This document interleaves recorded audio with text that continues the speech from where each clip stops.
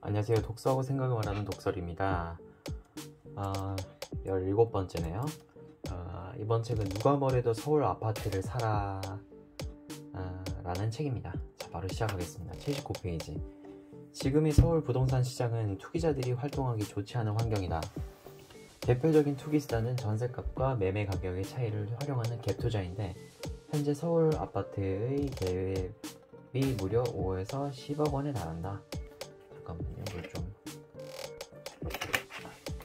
여기서 제 생각은요, 서울에 부동산 투기 세력들이 몰린다는 편견이 있었는데 생각해보니 갭이 높기에 갭 투자 투기꾼들이 접근하기에는 서울이 어려운 투자 처임에는 확실한 것 같습니다. 다음으로 갑니다. 105페이지. 아파트 가격은 주기성과 순환성을 갖는다. 가격 상승이 시작되고 끝나는 주기가 있으며 이러한 사이클은 보통 계속 반복 순환된다. 아파트 가격이 오르는 상승기에는 끝없이 오를 것만 같고 하락기에는 끝없이 떨어질 것만 같지만 자산시장은 한 방향으로만 움직이지 않는다. 이러한 순환을 통해 침체된 시장의 아파트 가격이 언제부터 다시 상승할 것인지 대략 예측할 수 있다. 과연, 여기서 제 생각은요, 과연 상승과 하락 시기를 예측할 수 있을까요? 부동산을 공부하면서 안목이 생긴다면 어느 정도 지금이 상승장인지 하락장인지 확실히 알 수 있을지 궁금합니다. 다음 112페이지. 기능적 구조적으로 새 아파트는 기존 아파트에 비해 뛰어나고 같은 전용 면적이라도 실제 사용 면적은 구축 아파트에 비해 새 아파트가 5에서 10% 정도 더 넓다. 이는 전용 면적을 측정하는 기준이 1998년 10월 이후 중심선 치수에서 안목 치수로 변경되었기 때문이다. 여기서 중심선 치수란 전용 면적 계산 시에 벽체 중앙을 기준으로 간격 측정이고요. 안목 측정이란 치수란 뜻은 전용 면적 계산 시에 벽체 안쪽 면을 기준으로 해서 간격을 측정한 것을 의미합니다.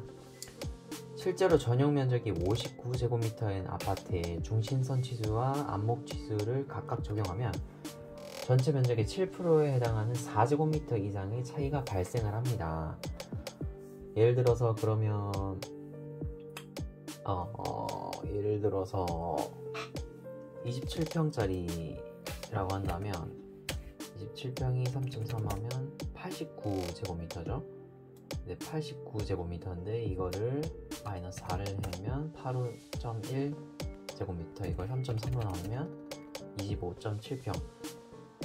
즉 현재 아파트가 현재 구축 27평 아파트가 현재나 요즘 나오는 24평, 25평 아파트랑 비슷한 수준이겠죠.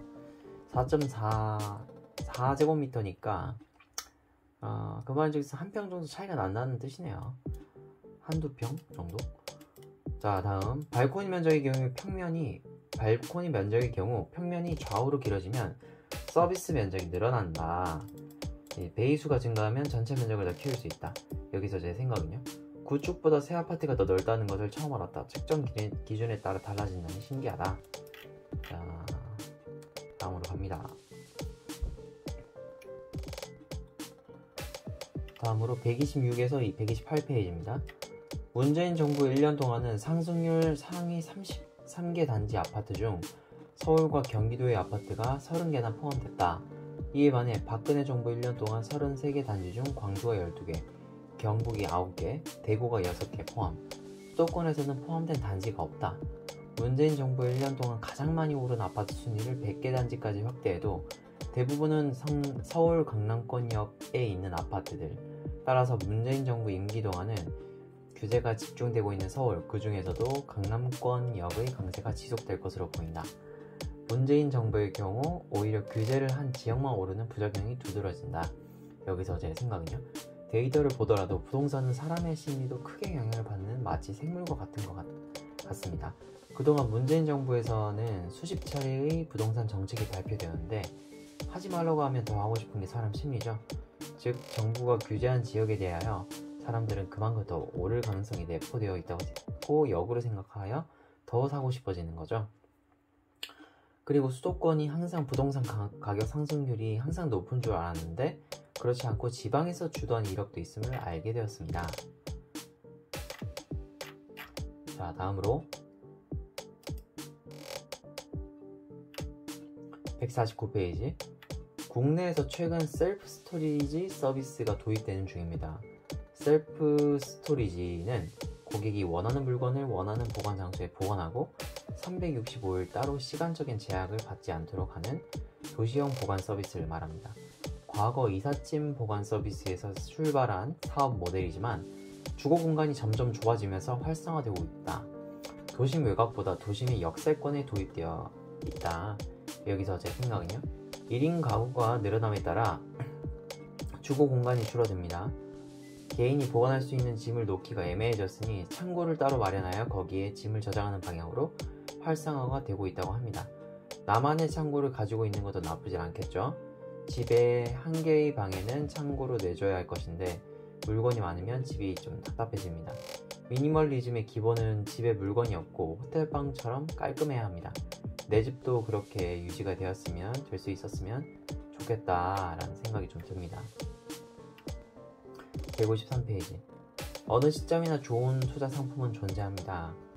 본인이 가진 자금력에 맞는 좋은 상품을 만나면 시황이 어려워도 성공적인 투자가 가능합니다. 특히 현명한 투자자들은 대중과 반대로 움직입니다. 그들은 시장이 공포에 사로잡혀 있을 때 좋은 급매물을 찾아다니고 너도 나도 부동산 투자에 뛰어드는 상승장의 끝물에 시장을 빠져나옵니다. 여기도 제 생각이요. 돈 버는 법, 내려갈 때 사고 올라갈 때 팔아라. 어느 시점이나 좋은 투자 상품이 존재한다는 말에 희망이 생긴다. 그 좋은 투자 상품을 보기 위한 안목은 공부, 즉 독서와 발품으로 얻어질 것이다. 156페이지. 초소형 아파트의 인기는 인구구조, 즉 수요와 밀접한 관계가 있다. 1에서 2인 가구 중심으로 주택 수요가 재편되면서 소형 아파트를 찾는 세대가 늘었다. 서울은 20평대 아파트의 매매 가격이 10억 원을 넘어가는 지역이 속출하고 있어 좀 더 저렴한 상품을 찾는 수요가 늘어나게 되었다. 이로 인해 초소형 아파트가 주목받게 된다. 소소형 아파트는 월세 임대차가 원활해서 투자 수요자에게도 매력적이다. 여기서 제 생각은요, 1인 가구라도 집이 좁아지면 불편한 게 좀 있겠죠. 거실이 좁으면 물건을 조금 놓아도 오갈 틈이 없죠. 겨우 사람이 오갈 동선만 생기는 거죠. 저는 오히려 혼자 살더라도 최소 30평 이상엔 살고 싶어요. 확실히 넓은 것이 좋죠. 다다 익선입니다.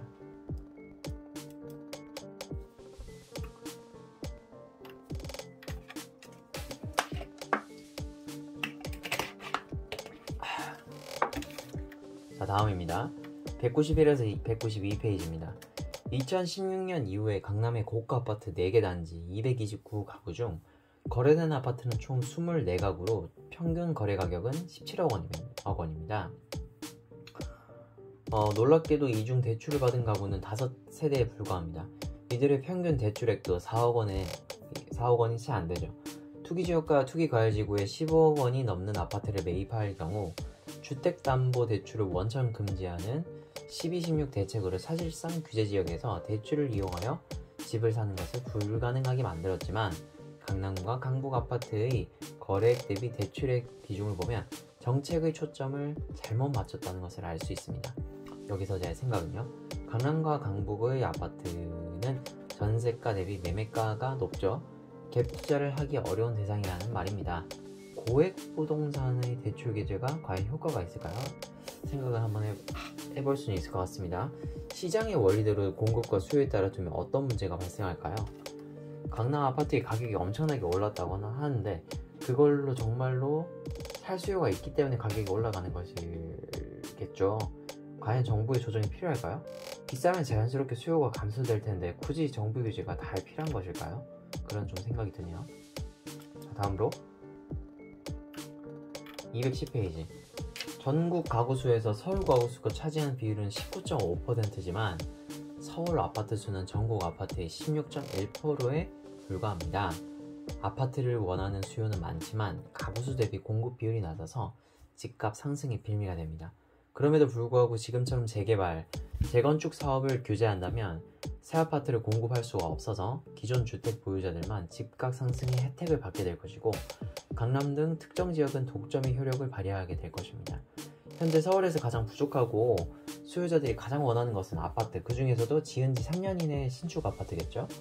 당장 서울의 공급 부족 해결할 방법은 재개발, 재건축 사업밖에 없다. 여기서 제 생각은요, 시장의 자연의 순리는 공급과 수요에 의한 가격 결정이죠. 안 그래도 서울의 아파트 공급수는 부족하죠. 공급뿐만 아니라 재개발, 재건축 또한 적극적으로 진행해서 신축에 대한 수요를 잡아줘야 하지 않을까라는 생각이 듭니다. 재개발, 재건축을 규제한다는 것은 공급을 제한하는 것과 같죠. 서울 집값은 더 오를 수밖에 없다고는 생각을 합니다. 자, 다음